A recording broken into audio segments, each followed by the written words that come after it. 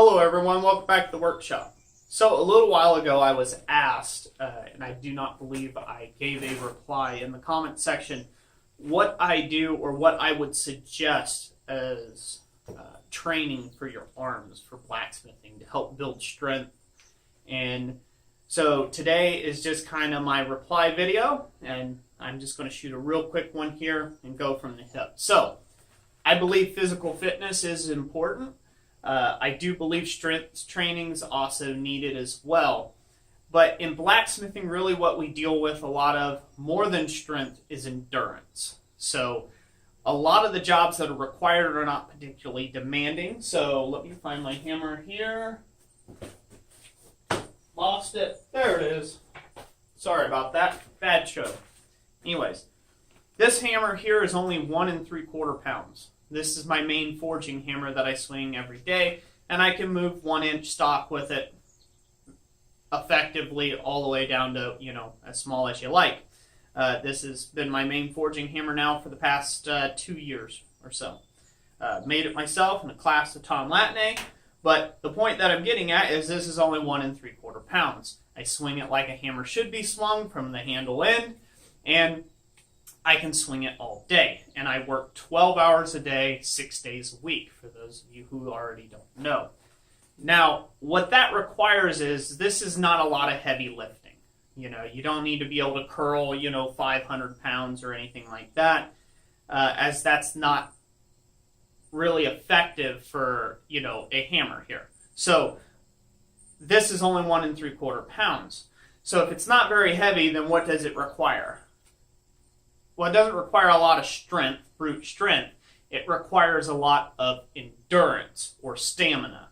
So some of the things that I suggest to take and help build stamina and strength at the same time is my personal workout routines that I do is calisthenics. So I use a lot of calisthenics. I don't do any weights or anything like that. I used to a long time back, but it was before I ever did any sort of blacksmithing.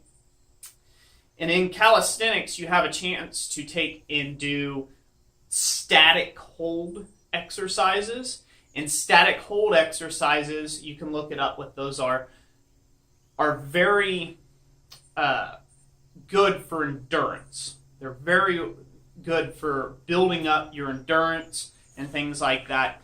A lot of my subscribership are an older generation, and so static hold, if you're 50, 60 years old, maybe you're in the best shape of your life and you can do pull-ups and push-ups. Maybe you can't. That's okay, too. There's other things that you can do to build your stamina. One of those things is just, if you're working out, get some small lightweight weights. I call them the girly weights because that's what they sell at Walmart, and they're pink for some unknown reason, and they're like only 1 or 2 pound weights. And just work your arms with them, okay? That's all that's really needed. As far as if you want to put it in a practicality sense, I would say use a lighter hammer and then just take more hammer blows at an object, so to speak, to help build that endurance. So use a little lighter weight hammer, take your time, don't pace yourself, don't get overly worked or exhausted, and quit when your muscles are feeling it. Yeah, that's really my only advice as far as building up muscle. Now, if you're a much younger man, I believe you should be able to do pull-ups. I think 10 pull-ups is about the minimum, just for good health. I believe you should be able to at least knock out 25 push-ups. And then, that's all upper body. And then you should be able to do things like squats and all the standard kind of like PT stuff that you would have went through with high school or anything like that. You're kind of your gym type stuff that you would do. I don't really recommend weights a whole lot because there again, we're not trying to get just big giant arms and look like this big burly guy, but then we can't, swing a hammer or wipe our own rear end. Like, that's not what we're trying to do because you don't need to lift a 40-pound hammer. And if you're getting tuckered out with the hammer that you're swinging, it's probably a little too heavy for you. And so therefore you need to back it off and go to a lighter hammer. There's no shortcuts to building up the endurance. It's just something that comes through a process of time. So that's a long-winded enough video. I hope that answers the question well enough and gets people thinking.